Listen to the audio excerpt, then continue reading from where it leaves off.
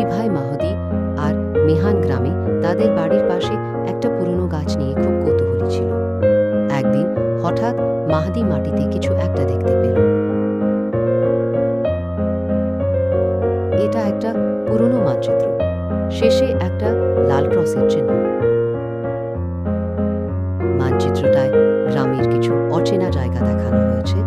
দুই ভাই ঠিক করল ওরা এই গুপ্ত পথে অনেক বাধা, ওরা ঘন জঙ্গল পার হলো, একটা নদীও পার হলো। ধাঁধাগুলো পার হয়ে অনেক কষ্টে তারা শেষে লাল চিহ্নের কাছে পৌঁছাল। সেখানে একটা পুরনো বাক্স পেল ওরা। উত্তেজনায় মাহদি বাক্সটা খুলে দেখল। ভেতরে সোনাদানা নেই, আছে গ্রামের পুরনো কিছু ছবি আর একটা চিঠি। চিঠিতে লেখা ছিল, গ্রামের সত্যিকারের সম্পদ হল